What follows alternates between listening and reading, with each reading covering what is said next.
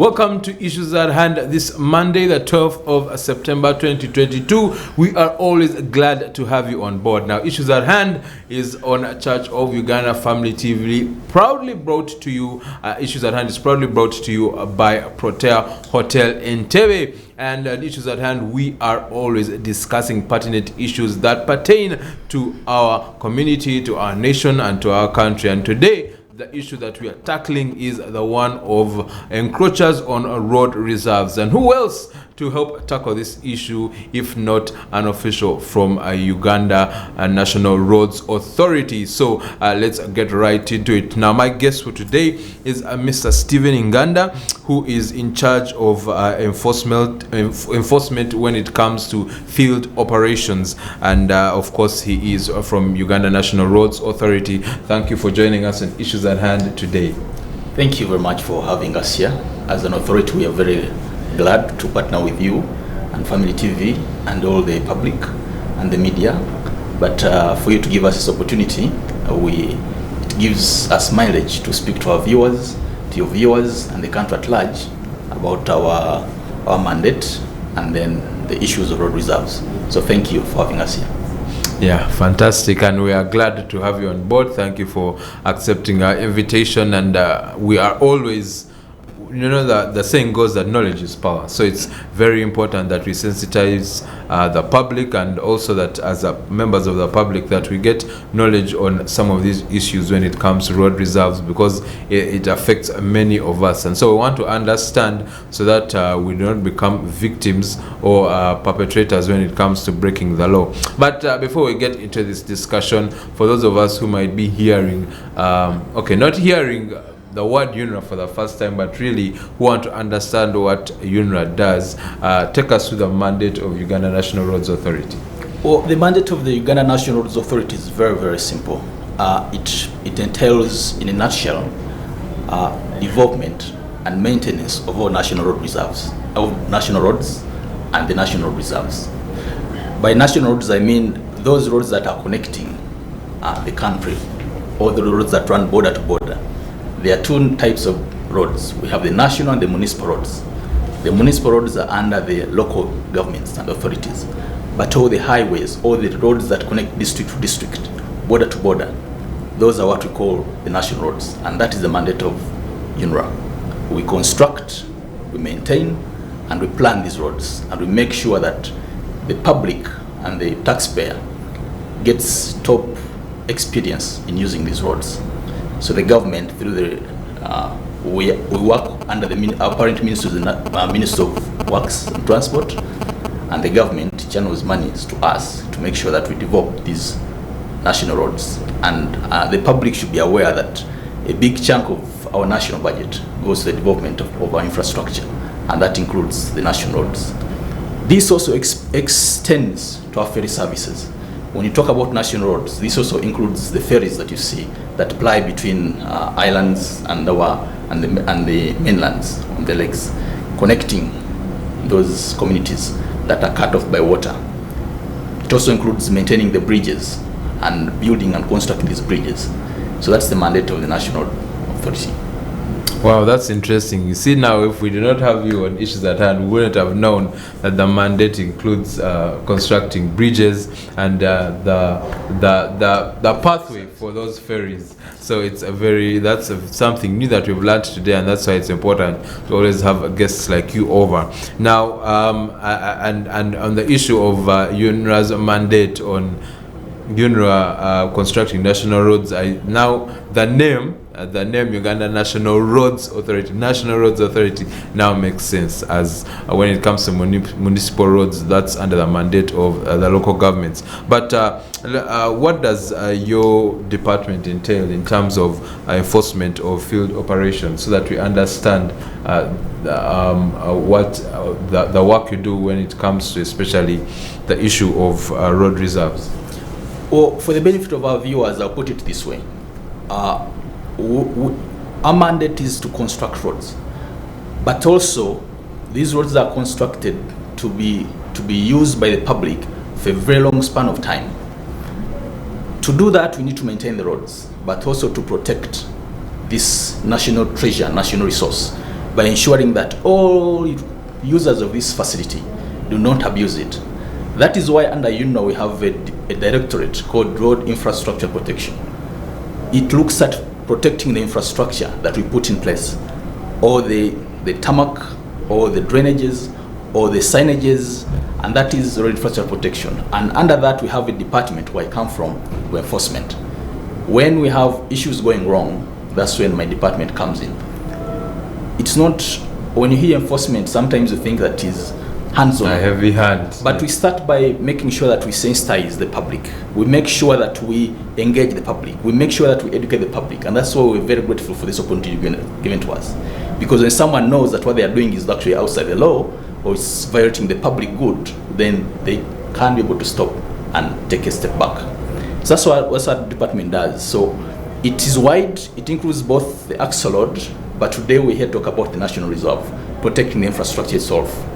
The enforcement department will come in because we work very closely. We have very many teams across the country, in all the regions, who will be able to educate, sensitize the public, engage the local leaders and the stakeholders to ensure that we protect this national treasure, which taxpayers have put out of money into to develop, and it is for us to supposed to serve us for a long span of time. So we ensure that the people who violate this and abuse the use of this facility are curtailed, are sensitized, given the information, but also if they continue violating this, then we come in with a forceful hand.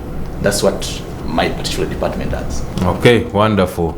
And so we shall talk about how the enforcement task force enforces the law when it comes to protecting our roads, especially roads reserves. Now, what is a road reserve, so that we can understand for those of us who might not know? Thank you. The road reserve is that span of land acquired by government of Uganda for the construction of the road.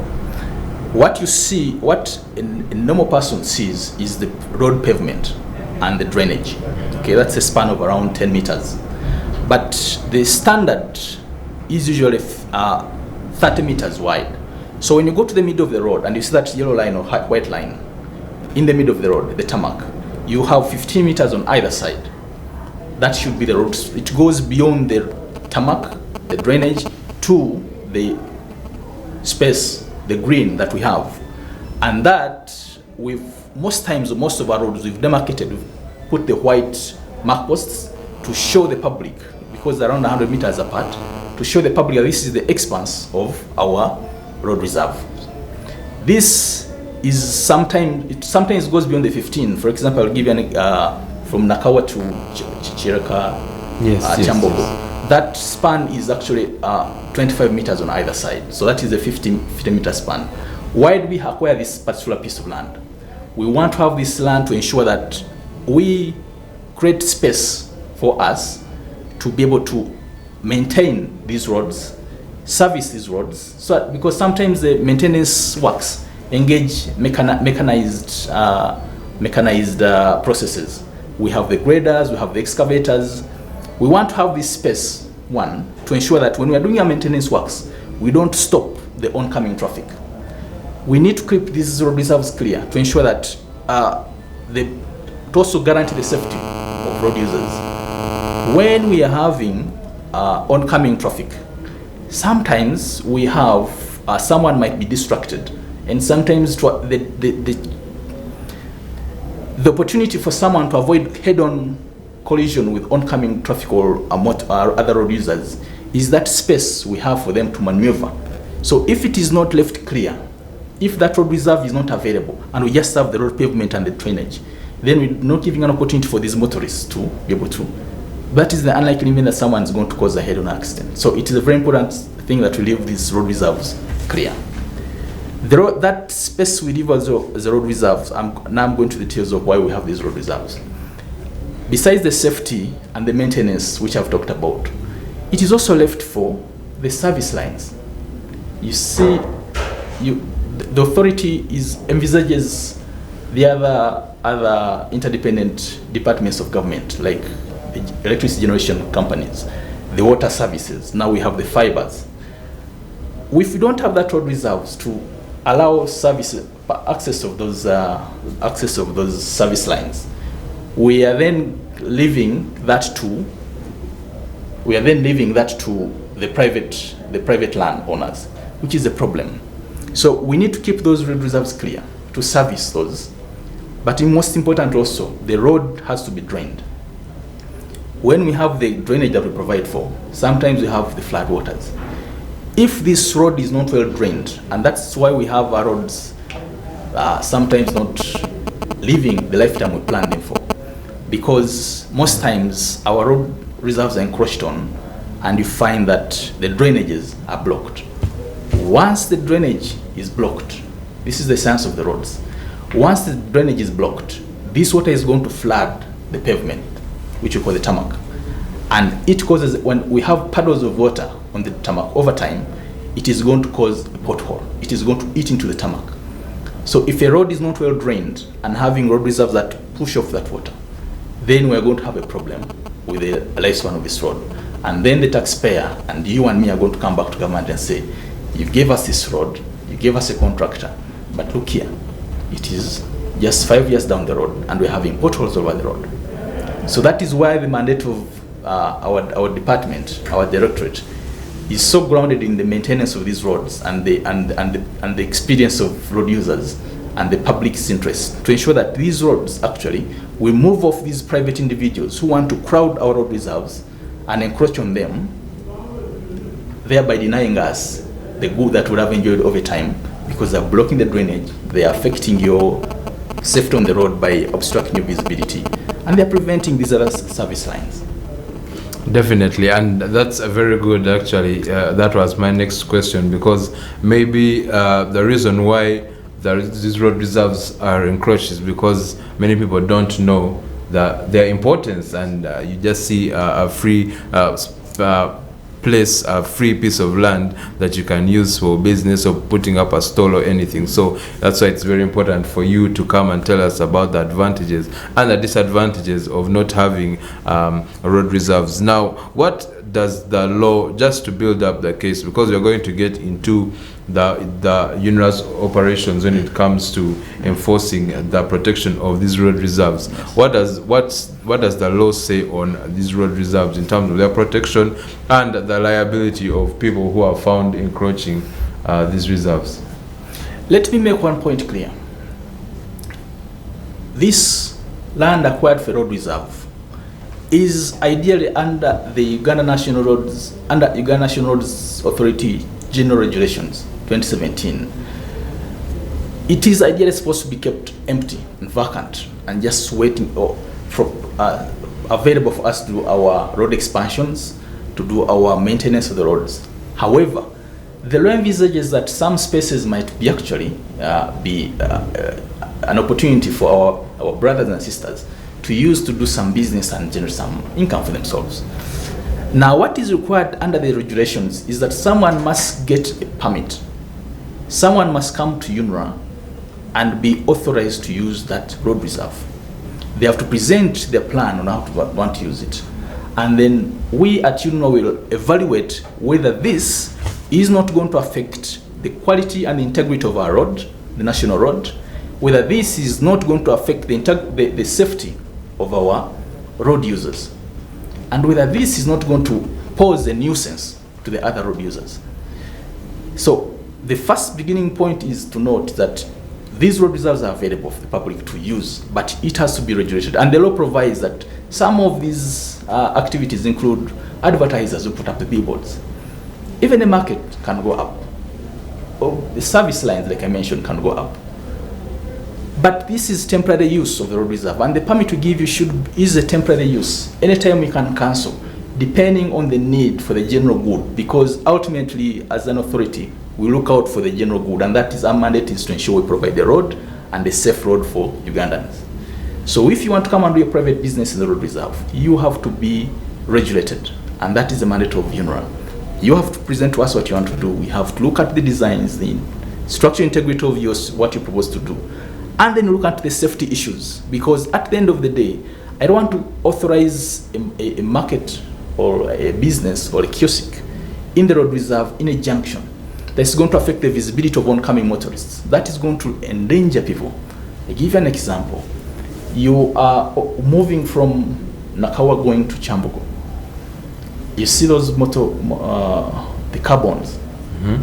If we allow them to continue putting and vending their vehicles within the road, because most of them park and congest that road, that is a highway. That's heavy traffic. It affects the way motorists are going to navigate around that path. So we come in to regulate, and then we see, but if it's a highway and we have a large expanse of the road reserve, I don't see why we cannot allow a roadside market that has a space for the customers of this market to branch off the road, still in the road reserve, to be able to. And I think we have seen that in mostly highways, where there are markets on highways. Yes. You can see that there are markets on a bit of the road reserve, but then there's space between the road and the market. Yes, but as soon as we envisage that it is going to affect the safety of the road users, then we cannot allow such an activity, and we shall curtail that activity to go ahead. If you are putting up a structure or an advert that is going to be so illuminating that it's going to affect the visibility of the oncoming traffic, or it's going to distract the motorists so greatly. I know all advertisements all kind of pick the attention of the motorists, but if it is going to greatly be flashing and affect, then we cannot authorize such an activity. So whereas we have the mandate to authorize who puts what activity in the road reserve and where, it is incumbent on us to ensure that we put in mind the safety of road users. So we shall regulate that. So anyone can come to us, make the application, and the forms are there. We have these online forms for temporary use. They are on our website. They can be accessed physically. And once you do the application, someone will come, our engineers will come and assess and give a recommendation to the committee, because we have an infrastructure committee in the directorate, and it's multi-directorate committee, which has engineers, safety specialists, who will look into this application, look at the recommendation, and either approve or deny. But there's also a fee that you have to pay, because at the end of the day, my brother, we all as a nation contribute to the development of this road. If someone wants to come and use privately this road that we've acquired, and you know the cost of our roads is high, mostly because of the compensation of private landowners. Some of them have stalled. But once we've acquired, then we're thinking that someone who has been given this permit to do this activity should make a small contribution in terms of a fee back to the government for the rest. How much is the fee? Depending on the structure you want to put. It ranges. Fuel stations, for example, have a fee, an annual fee for this permit at 1 million shillings for the price box. The billboards, depending on the size and the location, because also look at the traffic flow, that determines the permit fee. But it is all laid down in the permit, in the regulation. The Uganda National Roads Authority General Regulations 2017 clearly lay out the various fees that will be levied for someone to be given this permit. And I ask that because my question is on the feasibility of this process, because if you look at some of the users of these road reserves for business purposes, they are people who have chapati stalls, markets. So the question is, will such people who are setting up such small businesses be able to handle those fees? Yes, I think the fees were set in the regulation, and this regulation was passed. It can be reviewed. However, like I said, we are not a revenue collecting center. That is the mandate of the local governments and URA.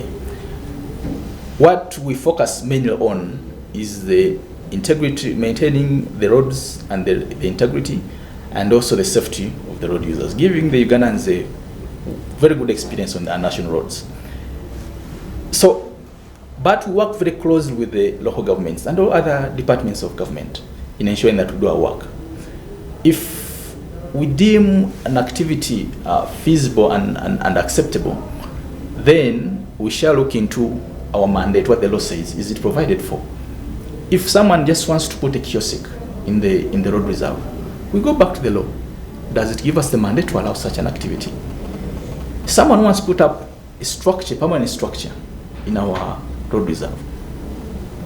We weigh, is it feasible? No, because we are only mandated to give temporary use. So someone wants to build a house that encroaches, we shall not. For your question of where these fees are user-friendly, I think most of these fees, when you look at them, the way they were structured, they are very user-friendly. And we encourage people to come to us, present their proposals, what they want to do, fill up the applications, and then we advise accordingly, based on what the law provides. And then we shall be able to regulate them. If where they want to put this structure is not acceptable, that's the other thing, we can give them an alternative. You might come and say, my business is here, we want to put my signage here to announce my business, to advertise my business. But I'm not going to allow what is it called? These signages to be in just one place, to clutter the place. That's the word I want to use, to clutter the place. It will cause an obstruction to the general public and also the visibility of in terms of having many of these signages, so many of them in the same place. We shall deny your application based on, because our primary mandate goes back to our primary mandate as a department, as an authority, to ensure that we guarantee the safety of road users on these roads and give the users the best experience they can have on these roads. Definitely. Now, what do the regulations say about the liabilities for encroachers of the road reserves? The regulations provide for fine and prosecution of offenders, but it also gives mandate to our department and the authority, UNRWA, to serve you notice. And if you don't act, because like you said, we're Ugandans, we first engage, and then you can bring up the coercive arm. If you find that you violated the regulations, we shall serve you notice to move your structures in a given period of time. You refuse to move that, we shall prosecute you. We have the mandate to come and forcefully remove that structure, but at your cost. Because if we are not going to remove that structure at the cost of the taxpayer again, we shall remove it and we shall keep it and we shall make sure that you meet the cost. And what if that person can't pay that prosecution cost? The law allows us to prosecute all offenders of this law, of this regulation. So we shall take the person in the courts of law. Okay. That's a very good build-up, because now let's get into the current operation that's ongoing from UNRWA to enforce this mandate of protecting road reserves by removing encroachers from those road reserves. So when did the operation start? What is the crux of the operation, and how is it going? My brother, we've been doing this work for a long time. UNRWA is not new, and our enforcement activities are not new. What I'm sure you're referring to the notice we issued that was starting 1st September. But to take you back, when these regulations came in place, they came in force in 2018, we have continuously engaged the public.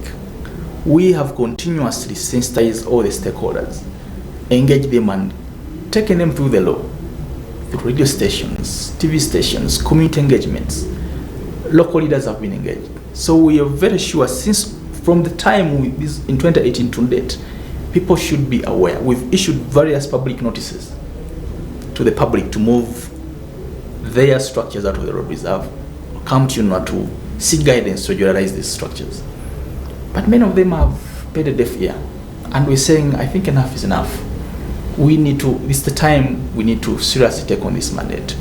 We've been doing this, Gayaza Road, on Masaka Road, various areas in our localities. We have field enforcement teams doing that. But what we want to do now is a systematic countrywide enforcement action to ensure we are going to go road by road. We are targeting over 890 kilometers of road reserve cleared throughout the country. Now that is small because we have over 200,000 kilometers of road, national road, that we want to do. But we are looking out for critical areas that we think are really a problem for the public. The other day was when the permit was expiring, I was very happy to hear from the First Deputy Right Honorable Mama Kadaga, Rebecca Kadaga. She gave us a thumbs up on this activity and actually recommended some actions on some in Mbulamuti. And we are encouraging all our stakeholders, all our national leaders to join us in this activity. We have prioritized particular sections of the road, which even when you pass there, you feel that, wow, what is UNRWA doing? What are we as a public doing? That's what I was just about to ask. What are some of these critical areas where enough is enough? My brother, to UNRWA? My brother, there are quite a number of sections. If, for example, I take the case of the other day, even before we started this, we were working with on the northern bypass. That is a newly constructed road and acquired road reserve, but people are already encroaching on that. So we are looking at that section. We worked with the Minister of Water and NEMA and other agencies, the security agencies, to clear some of those. They focused on the wetlands, we are focusing on the road reserve. So we started on that route. We are going to take the stretch from Busega on Masaka Road going. You can see the congestion. Sometimes that traffic flow is affected by the congestion on Nganda road reserves. We are going to focus on roads from Kaleri going all the way to Gayaza, from Bwaise going with them on Bombo Road. Okay, those roads going out, and of course up country we are having so many sections that are still encroached on. The other critical element which I needed to point out, my brother, before I also go into detail on that, is that most of our roads, when we talk about protecting national roads, we also talk about the furniture. When by furniture I mean, which is critical, these signages that we put on the road, traffic warning signs. Most of them have been vandalized. Okay, so this campaign targets to bring the public on board also, to ensure that we cooperate and point out those people who are cutting these signages and taking them for scrap, taking them from their private use. Mind you, some of these signages are warning the motorists of very critical sections of the road that they need to cut their speed or be very mindful. Children are crossing, cattle is crossing. If you cut off that signage and go with it, you are putting the lives of millions of Ugandans who are using this road at risk. So during this period, we are renewing our campaign to ensure we enlist the support of the public to help us to curb and detect the people who are actually vandalizing our road furniture. So I need to put this out very critically. The public, you have this information because we know within the public. In my time when I was working in Barra, we were able to follow up a case. We were going to work in a scrap yard, and you find a vast number of our signages. Someone is just turning them into saucepans. Now you are taking this national treasure, using it for your own private business, private gain, but risking the lives of millions of Ugandans. And when you go to the entire northern bypass of Mbarara, it is swept clean. You can barely find any. And the contractors, when they are making these roads, part of their contract is to put these signages. But when you pass on that road, you find that. And this is the thing. The government of Uganda is constructing many of these roads. But a month, 2, 3, 4 down the road, they're swept clean of these signages. And the motorists are at risk. So we want to work very close with the public on this also.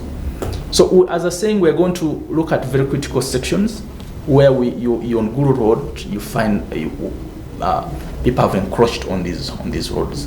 There are other sections that we have newly constructed the roads. But again, people who, because they don't know the laws and some of them are not acting out of ignorance, they're just being very, very greedy. People, we procure the land, it's a road reserve acquired for us, and then someone is constructing back and claiming that was the land just because you saw UNRWA built a road here, it stopped here, so why do I leave them this piece of land? And come back and encroach? That's a very interesting point, and at this time it's very important for you, our viewer, because you have the opportunity to send in your comment or your query on our WhatsApp number, that's 0787447684. Some of you are the grace of God is sufficient, but I know some of you out there might be people who are on road reserves, using road reserves without getting the permit from UNRWA. And I think that's one of the interesting things that we found out before the quick breather that we had, that when it comes to UNRWA's position, it's not that they don't want anyone to be on road reserves at all. That there's no opportunity. The opportunities are there, but you have to go and apply, and they find out whether the business that you are doing on the road reserve shall protect the road reserve, and they give you a permit for a temporary stay on that road reserve in terms of the activity that you're doing that will not harm the road reserve. And we also found out that it's important to protect the road reserves, especially for those of us who are road users, both pedestrians, drivers, motorists as well, that if those road reserves are not there, it's going to cause a lot of traffic incidents. So it's very important that we protect our road reserves. That is why UNRA is carrying out an enforcement, and recently they sent out a warning to people on road reserves that they are going to clear the roads, and the enforcement has already started in earnest. So that's a conversation that we are having today, and my guest, for those of you who have just joined us, is Mr. Stephen Nganda, who is in charge of field operations at Uganda National Roads Authority. So before we went into the break, you were still talking about the importance of this operations and this operation, and what UNRA is going to do to ensure that our road reserves are protected and clear. Thank you. You asked where we're prioritizing this particular operation. It's going to be nationwide, but of importance to us, the roads which we're focusing on mainly. We are looking at Busunju and Hoima, that is around 146 kilometers. We're also looking at Gayaza, Kalaji, Kayunga, Njeru, that stretch back to Jinja. It's around 95 kilometers. We're also going to be clearing Gayaza Zirobwe and Semto Kapeka. We're also going to look at Mpiji, Kanoni, Sembabule, and Villa Maria. This is a new road. It's recently tarmacked, but still people are going back, starting to encroach back. And that's the danger. You want to arrest that before it happens. We're looking at Kumi, Palisa, Kamonkoli, 92 kilometers, and Tungamo, Mirama Hills. This is the road that goes to the border. And then in Tungamo, Ishaka. That's the ring that goes from Tungamo back to Ishaka. And then we have the Musita, Lumino, Majanji, Usia. That's around 104 kilometers. It's a newly constructed road, very excellent road that has reduced the time of traffic to Usia. But still people are encroaching on these roads. And we're saying that no, we have to protect these newly built roads. We're also looking at Acholibu, Musingo, that is 93 kilometers. And then Fort Poto Kamwenge and Ibanda. Now we have field teams. We don't have a team only at headquarters. We have a team in Kampala. We have a team in Mpiji. We have a team in Masaka, in Mbarara. We have a team in Kasese. We have a team in Lira, Gulu in the north. We have a team in Mbali. We have a team in Busoga and Jinja. So these teams are spread out, and they are simultaneously. We're going to be focusing on these roads, but systematically. Now these are just where we're focusing, where we have priority. But doesn't mean that we're going to neglect these other roads which we've previously done enforcement actions. We're rolling out. We've had a small snag here and there in terms of financing because we had some cuts in our budgets. But this is on. The little resources we have are committed to ensure that we actually roll out this enforcement campaign. So I want to urge the public, before our teams come out to you, please, it will be safer for you, because we try to avoid the confrontation. It will be safer for you to come to UNRA, present your structures, then you'll be advised and guided accordingly now to put on this. So there's a grace period? No, there is no grace period. Like I told you, my brother, we've had engagements and sensitization since 2018. We've sent out public notices variously in the media, in engagements, local governments. We've talked to all stakeholders. We've even reached an extent of having patrols going out with the loudspeakers to engage the public, the general public. So we're saying enough is enough. We have to move this. We don't have a grace period, but someone can be proactive and say, whereas this action is coming, let help us, work with us to ensure that we work within the remaining period, and then you can regulate the structure.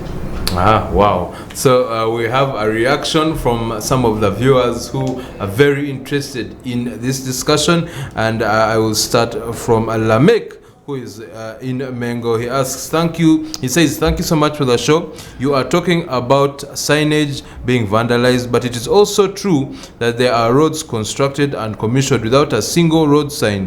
Who should be blamed for this? Now, this particular viewer is not happy about the issue of road signs. Well, my brother, it is very rare, unless it is maintenance works. Very rare, and in my experience unheard of, that we can commission a road construction without the attendant road signages. It doesn't agree with our mandate as an institution. So where we've constructed roads, we put the signages. Sometimes we might have the delays in terms of the contractor period, contractor's implementation of this particular phase of putting road signages. But it is very rare for us to commission a road without the attendant road signages. And if our viewer could be so kind as to highlight that particular section of that road, we'll be able to pass on that information and as an authority to work on that. Fantastic. And then someone who is surprised just as I was, that's Ian from Chotera, says, ferries are roads by UNRA. When are you giving us one in Kasensiro? Oh, my brother, Kasensiro, I will pass on the message back to our authority. But the development and the provision of these services is systematic. We have a resource envelope and priorities that areas that we prioritize. I'm not saying we're not prioritizing for Kasensiro, but sometimes we're constrained by the resources envelopes. But we have all this in plan. Our MPs have always brought up these various areas that we need to put these ferry services. But again, it's the constraint, and we have it at heart as an authority on behalf of the nation, but it's usually the resource constraints that prevent us from implementing some of these good ideas. Oh, okay. You have your answer there. So continue to fight for your right to have one in Kasensiro, Mr. Ian. And then draw a difference between wetland encroachers and road reserve encroachers. Thank you, Mr. Nganda. This is from Joan in Boise Northern Bypass. Well, let me put it very clearly. The road reserve is that span, that land acquired for the road. Specifically to address our issue, if you look at the Northern Bypass, it is well demarcated with our mark posts, markstone. And that is where we are having the extent of our mandate as an authority. The Rubiji swamp is a preserve of the National Environment Management Authority and the ministry. We have no authority in the wetland beyond our road reserve. If our road, because the entire stretch goes through the Rubiji, you're aware the Northern Bypass, the bigger section goes through the Rubiji. Beyond our road reserve, as an authority, we have no mandate. That's why when I was mentioning previously that we worked very closely with our brothers and sisters in NEMA and the Ministry of Water, it was a joint effort to ensure that as they remove encroachers in the road reserve, in the wetland, we also remove encroachers who are in road reserve. And the two are, because if the road is passing through the wetland, we have to work very closely together. And because we have our interests are married. We have a wetland and the road passing through the wetland. It's a national treasure, it's a national resource, but it goes through in another. So we work very closely together. So in terms of enforcement, we came together. In terms of mandate, we cannot go beyond the road reserve provided for that particular road. I hope I am answering that question. Yes, you answered it. Thank and feel free to let us know, Joanne, if you have any further more questions on that. And then for me, one of the questions I have is there are, rumors and there's a lot of talk going on about some of the owners of these, or the proprietors of some of these structures that are on road reserves, that they are big wigs. And a lot of people say that how come some of these people are allowed to have structures on road reserves and seem untouched by the law, and yet others are not? Well, I want to emphasize something to the viewers. One, road reserves by design are supposed to be left empty, free of any development. The only developments we allow in this particular section, for emphasis, are those that are temporary. And for anyone to have that structure in our road reserve, National Road Reserve, has to acquire a permit from UNRA and be regulated. And we cannot allow a permanent structure in the road reserve. Those ones we cannot have them. They usually temporary structures, billboards, temporary markets, only temporary structures. So anywhere we are having a structure that is permanent, unless it was because, like I said, we have issues in terms of acquisition of land for our roads. It's a very costly venture for government. Sometimes we can have a structure, people have a family home, we still in negotiations for them to compensate them, but they have not yet settled. And by law, we cannot railroad through them without fully compensating. That's the constitutional mandate. We cannot change that. Now, for those structures where we notice that we fail to compensate, those are very unique cases. But for someone to say that we are allowing the big shots to construct in our road reserves, that is not true. If we have such complaints from the public, I would invite the public. We have a toll-free line. Please highlight to us the section of the road. Should I share the toll-free line? Yes, please. It is 0800 100 812 or 0800 100 811. Please reach us. It's a toll-free line. We have both our compliance teams under the Office of the Executive Director, and it's mandated by CID by a Commissioner of Police. These issues will be investigated. At UNRA, we have a zero tolerance for corruption, and that is spearheaded by our Executive Director. And every one of us there, it's a code that we don't violate. If there's an issue of corruption that you think someone has compromised our work, kindly reach out to us. Reach out to those numbers. It will not come to me. It will go straight to our Executive Director's office, and these issues will be followed up. But for someone to say there is a permanent building, that is a very big anomaly. And if it's a big shot, like they say, that is something that should be investigated and followed up to the latter. Actually, I remember I had a guest from UNRA as well who came here and told me an interesting story of how there was someone who was stubborn, and he decided to build a house, and the road marking, UNRA's marking, that stone was right at the center of his home, in his living room. And so please, as members of Uganda, of the Ugandan public, as citizens, we must avoid that, because road reserves are important. Let's not give UNRA a headache. Please give us your final remark, Mr. Stephen, on this issue of road reserves as far as UNRA is concerned. What do you want the viewers and the public to go away with? On behalf of the authority, I want to reiterate one thing. These national roads are an asset for the public. It is upon us to ensure that we maintain that asset. If we don't protect it, we are not going to receive the maximum benefit. We shall not have it for the expanse of the time that it was constructed to last us.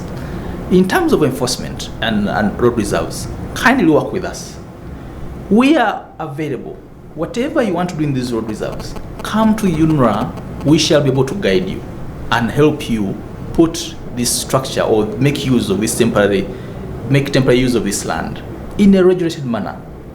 Beyond that, dear public, we've been here since 2018. We've talked about this information you have. And it is time UNRA is actually coming out to enforce this. Not only for us as an organization, but on behalf of the general public. You, the private individual in this road reserve without permission, you are affecting the rest of us Ugandans. And we are saying enough is enough. We are coming to take action. So kindly bear that in mind, but the time is not yet out. You can still forestall this. Come to us anytime. Our offices are there. Wherever up country, we have these UNRA stations. Go to the UNRA stations, present your case, and the application shall be processed.